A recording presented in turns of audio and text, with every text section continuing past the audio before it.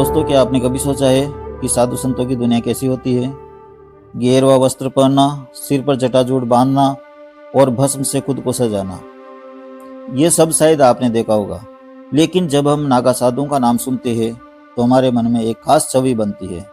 साधु जिनके शरीर पर एक भी वस्त्र नहीं होता, जो भस्म में लिपटे रहते हैं और जिन्हें सांसारिक सुख सुविधाओं की कोई परवाह नहीं होती है। अब जरा कल्पना कीजिए, अगर ये नागा साधु महिलाएं हो। जी हाँ, महिलाएं भी नागा साधु बनती है। पर क्या आप जानते हैं महिला नागा साधु कौन होती है? इनका जीवन पुरुष नागा साधुओं से कितना अलग होता है? और सबसे बड़ा सवाल, महिला नागा साधु बनने की प्रक्रिया क्या है? अगर एक साधारण महिला जिसने कभी सांसारिक जीवन का अनुभव किया है, घर परिवार बच्चों और रिश्तों को छोड़कर एक तपस्वी का कठोर जीवन चुनती है, तो उसका सफर कैसा होता होगा। आज इस वीडियो में हम आपको उसी रहस्यमयी यात्रा पर ले चलेंगे, जहां हम जानेंगे महिला नागा साधुओं का इतिहास, उनकी दीक्षा प्रक्रिया, उनका कठिन जीवन और कुछ ऐसी कहानियां जो आपके दिल को छू जाएगी। महिला नागा साधु बनना एक बहुत ही कठिन और गहन प्रक्रिया है। यहाँ कोई साधारण मार्ग नहीं है, बल्कि यह एक आध्यात्मिक यात्रा है जिसमें आंतरिक शक्ति, इच्छा शक्ति और कठोर तपस्या की आवश्यकता होती है। इस प्रक्रिया के दौरान साधु को खुद को पूरी तरह से बदलना पड़ता है और हर कदम पर उसे त्याग, तप और समर्पण की परीक्षा से गुजरना होता है। यह प्रक्रिया कई चरणों में विभाजित होती है। आइए जानते हैं इन चरणों के बारे में। पहला चरण, गुरु की शरण लेना। महिला नागा साधु बनने के लिए सबसे पहला कदम है गुरु की शरण लेना। गुरु वह व्यक्ति होते हैं जो साध्वी को आध्यात्मिक मार्ग पर चलने की दिशा दिखाते हैं। यह बात बहुत महत्वपूर्ण है, क्योंकि बिना गुरु के मार्गदर्शन के इस मार्ग पर चलना संभव ही नहीं है। साध्वी को एक मान्यता प्राप्त अखाड़े में दीक्षा प्राप्त करनी होती है, जहां गुरु उनका मार्गदर्शन करते हैं और उन्हें सांसारिक जीवन से मुक्ति की ओर ले जाते हैं। इस दौरान साध्वी को अपने सभी भौतिक सुख साधनों को छोड़ देना होता है। गुरु से दीक्षा लेने के बाद साध्वी अपनी यात्रा पर निकल पड़ती है। साध्वी को यह समझना होता है कि अब उनका जीवन भोग विलास से परे है। अब हम आपको एक वास्तविक कहानी सुनाते हैं जो इस प्रक्रिया को और समझने में मदद करेगी। यह कहानी है साध्वी सुलोचना की, जो पहले एक प्रसिद्ध डॉक्टर थी। अपने परिवार, समृद्धि और प्रतिष्ठा को छोड़कर उन्होंने साध्वी बनने का संकल्प लिया। यह निर्णय उनके लिए आसान नहीं था, क्योंकि यह उनके पूरे जीवन को बदलने जैसा था।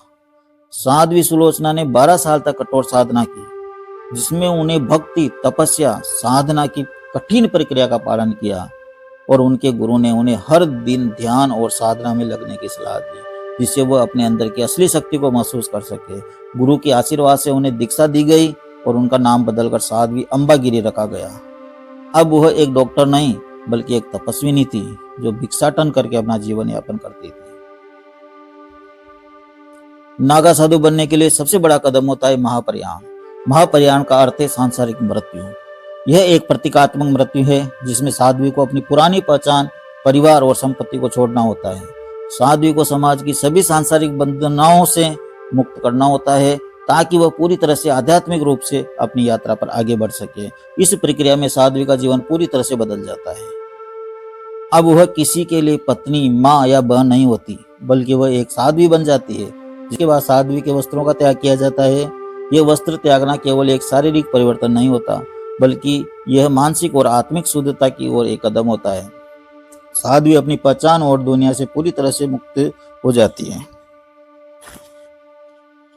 और अब उनका अस्तित्व सिर्फ साधना और तपस्या के लिए होता है। इस तरह से महिला नागा साधु बनने की प्रक्रिया बेहद कठिन और चुनौतीपूर्ण होती है, जहां हर कदम पर साध्वी को खुद को शुद्ध करना होता है और अपना जीवन पूरी तरह से त्यागना होता है। यह प्रक्रिया किसी भी साध्वी के लिए जीवन की सबसे महत्वपूर्ण और परिवर्तनकारी यात्रा होती है, जो उन्हें मानसिक, शारीरिक और आत्मिक स्तर पर एक नई दिशा देती है। हमने अब तक जाना है कि महिला नागा साधु बनने की प्रक्रिया कितनी कठिन और गहरी होती है, लेकिन क्या आप जानते हैं कि एक महिला नागा साधु का दैनिक जीवन कैसा होता है? क्या वह सिर्फ तपस्या और साधना में लीन रहती है, या उनके जीवन में कुछ अन्य दिलचस्प पहलू भी होते हैं? तो दोस्तों, महिला नागा साधु का जीवन दुनिया से पूरी तरह से अलग होता है।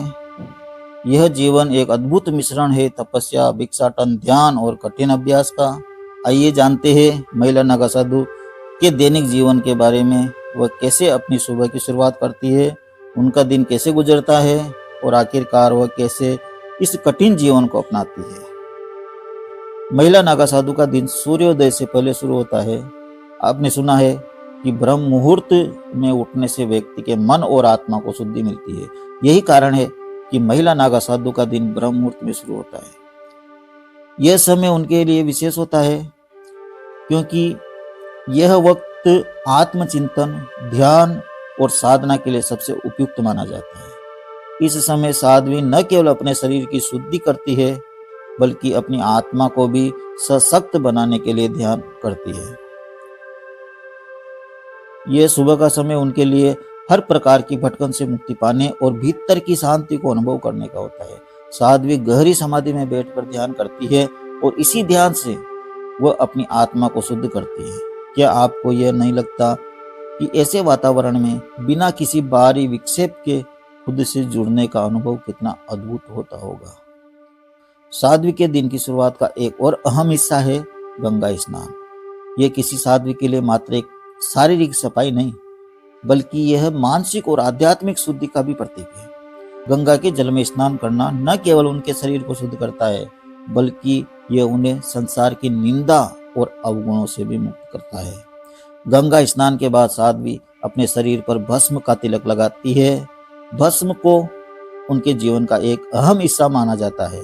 यह भस्म उन्हें सांसारिक मोह माया से मुक्त करती है।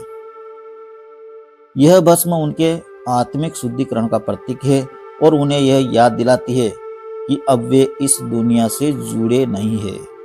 कई बार साध्वी भस्म का तिलक इस उद्देश्य से भी करती है ताकि वे संसार से पूरी तरह से कट जाए और केवल ध्यान और साधना पर केंद्रित रहे।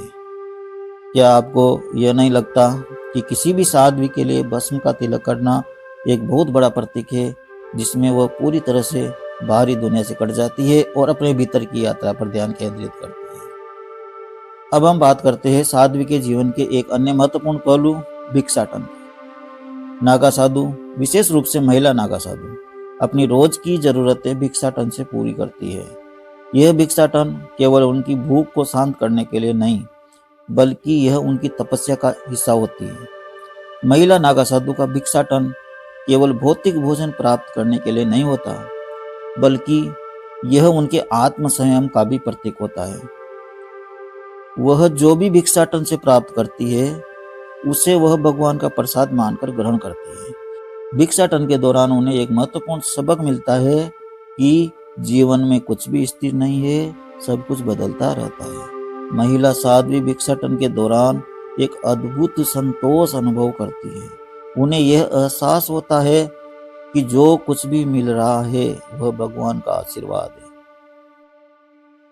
यह जीवन की कठिनाइयों को आत्मा के स्तर पर महसूस करने का एक अनोखा तरीका है।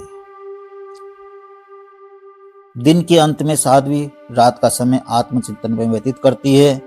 यह समय होता है जब वह दिन भर की साधना, तपस्या और ध्यान के बाद अपने अनुभवों का विश्लेषण करती है।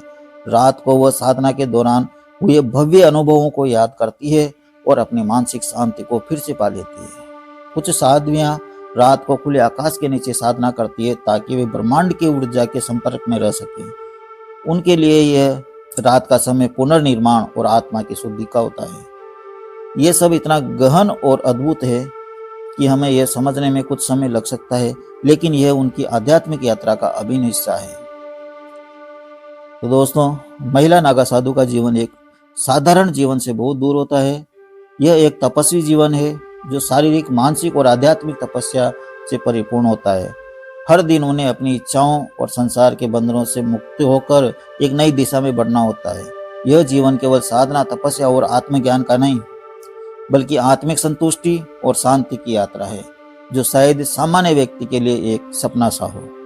महिला नागा साधु का यह जीवन हमें यह सिखाता है कि अगर हम दुनिया से हटकर आत्मिक शांति प्राप्त करना चाहते हैं तो हमें अपनी इच्छाओं और भौतिक सुख साधनों को छोड़कर अपनी आंतरिक यात्रा पर ध्यान केंद्रित करना होगा।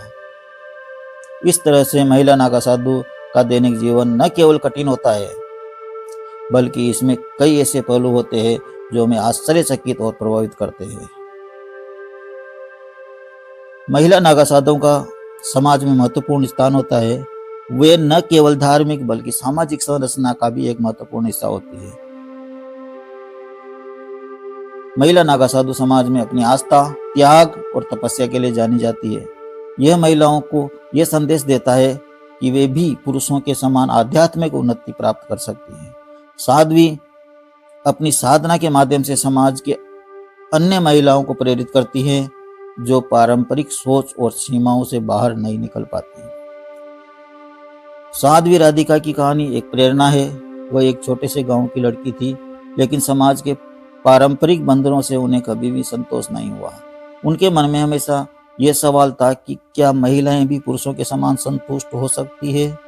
साध्वी राधिका ने समाज से दूर एक नंदनी आश्रम में साधना शुरू की। वह दिन रात तपस्या करती और धीरे धीरे उन्हें अद्भुत आध्यात्मिक अनुभव होने लगे। आज वह एक प्रसिद्ध महिला नागा साधु है जो न केवल ध्यान करती है बल्कि अन्य महिलाओं के लिए एक मार्गदर्शक बन चुकी है। महिला नागा साधुओं का योगदान केवल आध्यात्मिक नहीं है बल्कि सामाजिक भी है। इनका जीवन हमें यह सिखाता है कि संघर्ष और तपस्या के बावजूद हम खुद को एक नई पहचान दे सकते हैं। महिला नागा साधु समाज की उन महिलाओं के लिए एक आदर्श है जो समाज के दबाव और स्टीरियोटाइप्स से जूझ रही होती है। यह साधवियाँ दिखाती है कि हर महिला में वह ताकत होती है जो वह अपने जीवन को किसी भी दिशा में ले जा सकती है। दोस्तों, महिला नागा साधु का जीवन केवल त्याग और तपस्या नहीं है बल्कि यह एक प्रेरणा है कि हम किसी भी परिस्थिति में अपने जीवन को सशक्त बना सकते हैं। उनका संघर्ष, उनकी साधना और उनका आदर्श हमें सिखाता है कि हम सभी अपने जीवन में क्या चाहते हैं और किस तरह हम अपने लक्ष्य को प्राप्त करने के लिए संघर्ष कर सकते हैं। महिला नागा साधु का जीवन एक अनकहा युद्ध है जो हमें दिखाता है कि युद्ध को जानना और अपने भीतर की शक्ति को पहचानना ही जीवन का सबसे बड़ा उद्देश्य है। तो दोस्तों, आशा है आपको ये वीडियो पसंद आया होगा। अगर आपको इस वीडियो से कुछ भी सीखने को मिला है तो इसे अपने दोस्तों के साथ शेयर करें और हमारे चैनल को सब्सक्राइब करें ताकि आप इस तरह के और वीडियो देख सकें। तो दोस्तों, मिलते हैं नेक्स्ट वीडियो में। हर हर महादेव।